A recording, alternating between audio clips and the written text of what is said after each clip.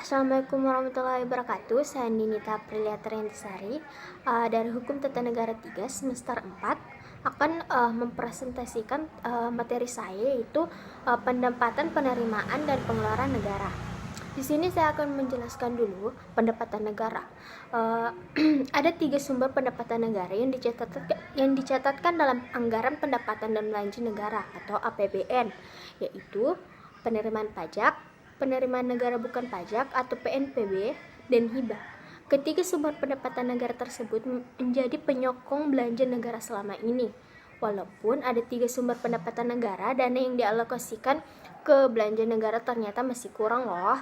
Kalau melihat APBN 2019 itu berarti anggaran belanja negara lebih besar ketimbang pendapatan negara, alias terjadi defisit dalam APBN Indonesia. Buat menutupi defisit tersebut, negara mau nggak mau berutang supaya program-program pembangunan yang direncanakan pemerintah bisa diwujudkan. Bisa jadi sih nggak berutang, tapi belanja negara harus dibatasi. Konsekuensinya pertumbuhan ekonomi melambat karena minimnya pembangunan. Mengacu pada Undang-Undang Nomor 17 Tahun 2003, pendapatan negara adalah hak pemerintah pusat yang diakui sebagai penambah nilai kekayaan bersih yang terdiri atas penerimaan perpajakan, penerimaan negara bukan pajak, dan penerimaan hibah. Pendapatan negara ini diperoleh pemerintah dengan memberi wewenang ke Menteri Keuangan buat melakukan pemungutan sebagai yang telah diatur dalam undang-undang. Informasi anggaran pendapatan negara dan anggaran belanja negara dirinci secara jelas dalam APBN yang dipublikasikan ke publik melalui kanal informasi Kementerian Keuangan.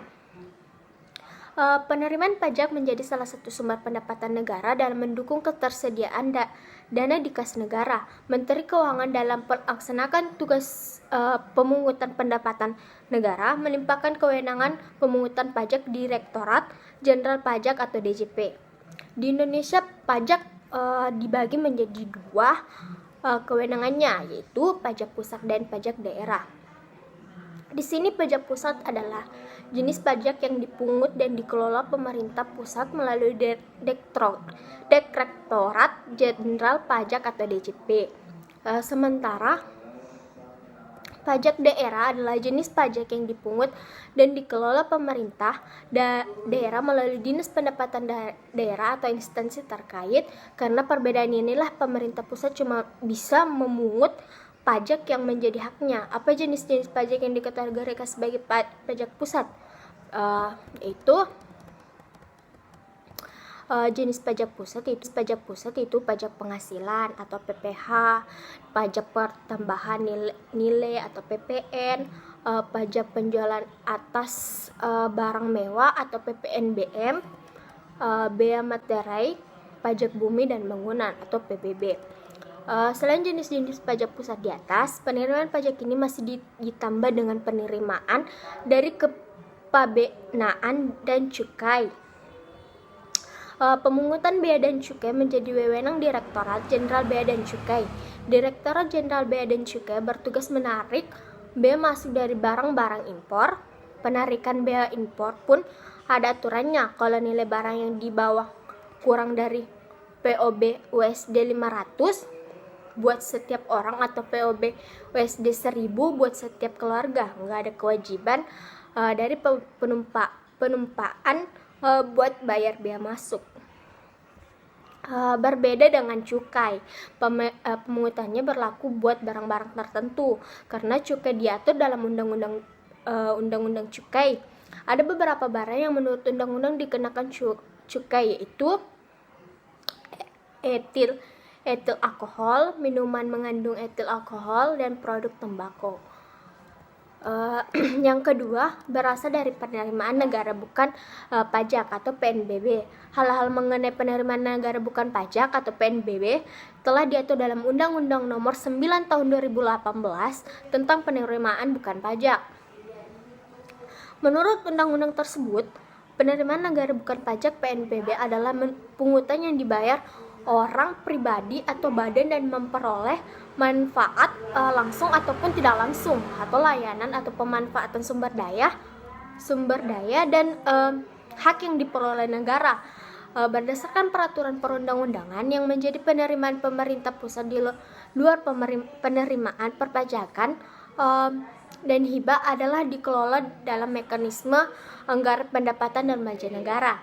Singkatnya, penerimaan negara bukan pajak atau PNBP adalah seluruh penerimaan pemerintah pusat yang asalnya bukan dari penerimaan perpajakan. Urusan pemungutan PNBP ini dilakukan instansi pengelola PNBP yang terdiri atas kementerian atau lembaga dan kementerian yang berfungsi sebagai bendahara umum negara.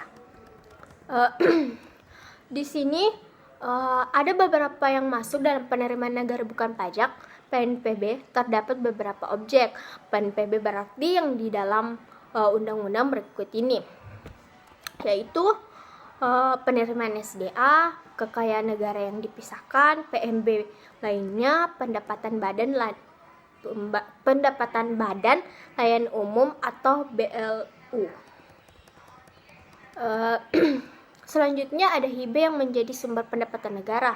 Dalam Undang-Undang Penerimaan Hibah adalah semua penerimaan negara baik devisa dan ataupun devisa yang dirupiahkan, rupiah, jasa, dan atau surat berharga diperoleh dari pemberian hibah yang tidak perlu dibayar kembali dan tidak mengikat, baik berasal dari dalam negeri maupun luar negeri. Dalam jumlah tujuan dari penerimaan hibah ini yaitu buat mendukung program pembangunan nasional dan mendukung penanggulangan bencana alam hingga bantuan kemanusiaan. Itulah kenapa hibah yang diterima pemerintah dimasukkan dalam APBN. Di Indonesia penerimaan hibah itu terdiri dari beberapa jenis. Ada apa aja jenis-jenisnya, yaitu hibah terencana atau DRKH, hibah langsung atau non DRKH, hibah melalui KKPN, hibah tanpa melalui KKPN, hibah dalam negeri, hibah luar negeri, dan itulah pendapatan negara. Dan sekarang sumber-sumber penerimaan. Sumber-sumber penerimaan negara itu dari pajak, retribusi, keuntungan BUMN atau BUMD, denda, sita, percetakan uang, pinjaman sumbangan, hadiah, dan hibah, dan penyelenggaraan undian berhadiah. Yang pertama itu yang saya jelaskan, yaitu yang pertama pajak.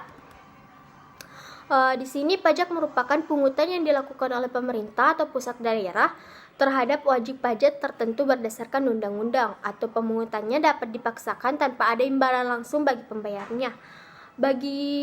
Pajak bagi negara Indonesia mempunyai fungsi yang sangat penting, atau waluyo dan wirawan. 2002 sampai 2008 antara lainnya itu yang pertama fungsi budgeter. Disebut juga di sini fungsi utama pajak adalah fungsi fiskal atau fiscal fiction, yaitu suatu fungsi di mana pajak dipergunakan sebagai alat untuk memasukkan dana secara optimal ke kas negara berdasarkan undang-undang perpajakan yang berlaku. Yang kedua, fungsi regulator. Di sini disebut juga fungsi tambahan dari pajak, yaitu fungsi di mana pajak digunakan terhadap pemerintah sebagai alat untuk mencapai tujuan tertentu. Fungsi regulator juga sebagai fungsi pelengkap dari fungsi utama pajak. Misalnya pajak minuman keras dimaksudkan agar rakyat menghindari atau mengurangi konsumsi minuman keras. Pajak ekspor dimaksudkan untuk mengekang pertumbuhan ekspor komoditi tertentu dalam rangka menghindari kelangkaan produk tersebut di dalam negeri. Jenis-jenis pajak di Indonesia yaitu yang pertama pajak pusat. Pajak pusat di sini ada beberapa bagian, yaitu pajak penghasilan, pajak pertambangan nilai barang dan jasa, pajak penjualan atas barang mewah, pajak bumi dan bangunan, biaya perolehan hak atas tanah dan bangunan, biaya materai, biaya masuk cukai, pajak ekspor, dan yang kedua lagi pajak daerah. Pajak daerah sini terbagi lagi, yaitu itu pajak kendaraan bermotor, pajak hotel dan restoran, pajak reklame, pajak hiburan, dan pajak bahan bakar. Yang kedua lagi retribusi. Retribusi ini merupakan pungutan yang dikenakan kepada masyarakat yang memperoleh balas jasa secara langsung berupa fasilitas negara yang digunakan. Pungutan ini diatur dalam Undang-Undang Nomor 19 tahun 1997 tentang pajak daerah dan retribusi. Contoh pelayanan rumah sakit milik pemerintah, pelayanan parkiran oleh pemerintah, pembayaran uang sekolah, dan lain-lain. Ketiga, keuntungan BUMN dan BUMD.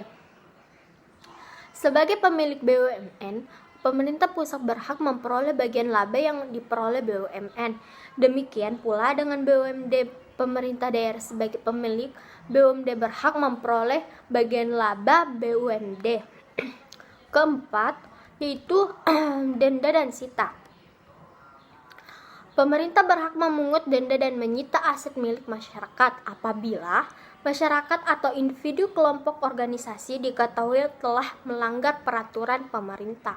Misalnya, denda pelanggaran lalu lintas, denda ketentuan peraturan perpajakan, penyitaan barang-barang ilegal, penyitaan jaminan atas hutang yang tidak tertagih, dan lain-lain. Kelima, yaitu percetakan uang. Di mana sini percetakan uang umumnya dilakukan pemerintah dalam rangka menutup defisit anggaran apabila tidak ada alternatif lain yang dapat ditempuh pemerintah. Penentuan besarnya jumlah uang yang dicetak harus dilakukan dengan cermat agar percetakan uang tidak menimbulkan inflasi. Keenam, pinjaman. Pinjaman pemerintah merupakan sumber penerimaan negara yang dilakukan apabila terjadi defisit anggaran. Pinjaman pemerintah di kemudian hari akan menjadi beban pemerintah karena pinjaman tersebut harus dibayar kembali berikut dengan bunganya. Pinjaman dapat diperoleh dari dalam maupun luar negeri. Sumber pinjaman bisa berasal pemerintah, institusi perbankan, institusi non-bank, maupun individu. Yang ketujuh, sumbangan, hadiah, dan hibah. Sumbangan, hadiah, dan hibah dapat diperoleh pemerintah dari individu, institusi, atau pemerintah. Sumbangan, hadiah, dan hibah dapat diperoleh dari dalam maupun luar negeri. Tidak ada kewajiban pemerintah untuk mengembalikan sumbangan hadiah atau hibah.